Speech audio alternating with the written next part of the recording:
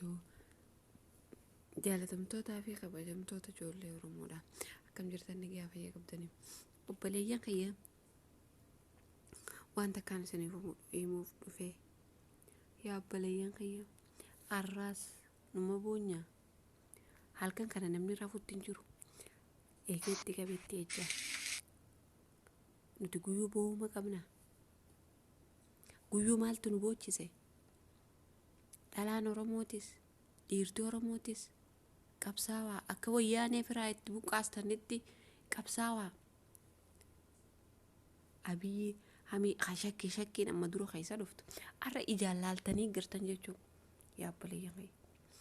Duraanuu uummanni guu feesbuukii akka dubbate. Arra guu waan takka dubbate. Feesbuukiin guutuu waanuma san irraa haasawaa bula. Hanqa ajandaan biraan dhufu.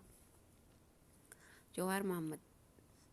Arra masa guu Jawaar du'ee dhuftanii boochanii. Namuu ibidda siddanii. Arra feesbuukiin waan biraa haasawuun hin jirtu. Hacaaluu malee. Hayyee. Booyuu qabdanii isin amatu dhiira Oromoo booyuu qabdanii. Silaa arra guyyaa gurbaan Harargee du'e. Harargeen kaatee hanga arraa usuu dhabde. Hacaaluun hin du'u. Meeqa kan ajjeesanii dhoysanii jira. Obboleeyyan kiyya hanga yoom teessanii boochan. Hanga yoom afaaniin dubbattanii ustan.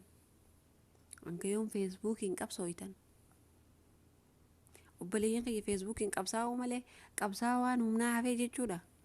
Haa Oromoon dhumtu jechuudha. Oromoon dhumuu qabdanii. Amma isinii hafte qiyaa. Amma yeroon hin geenye amma isinii geessee jirti gaa.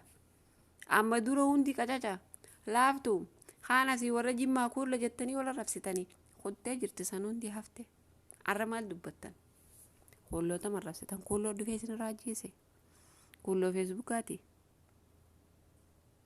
Mootummaa ajjeese. Sababni inni du'eef maali? Hanga Minilik harreen biyya isaatirraa dhufe jee qofa.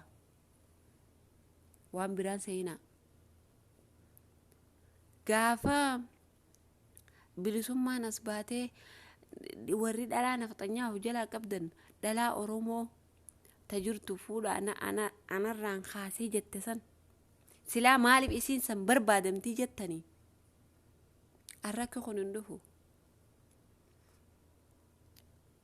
Intala masaraa keessa teessee uummata keenya mangaa jetteen san silaa maaliif nu arrabsiti jettanii usuu baattanii?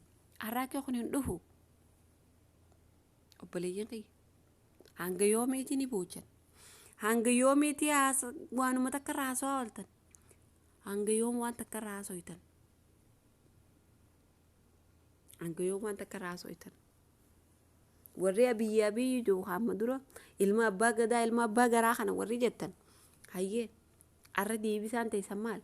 Kaafaa hodhuu fi ajjeese. Hacaaluu hundi isaa kaafaa hodhaa ajjeese. Hacaaluu kaafaa hojjeese arra. Moo Hacaaluu ni fiifu hojjeese. Namni guutuu rafuutti hin jiru. Wanni inni haasawtan. Hayyee. Arra maal dubbattan? Uummata qabsaa'ota yuutuubii fi feesbuukiidha. Qarshii takkaa was hin baasne. Uummata kiyyaaf hin godha jee. Garaasaa malee.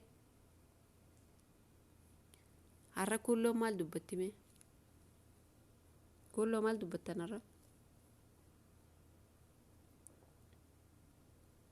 Guyyaa Jawaarii san kanuma takka hanqan takkaa ol namni bu'u hin jiru bar. Jawaariif qawwee dhawamtee boochuu hin jirtu bar. Jawaariif qawween itti gabbaatee dhoytu hin jirtu bar amma boodaas. Jawaariif san kanuma takka boochaa bar. Hanqanuma takka lallabdii ustaa bar.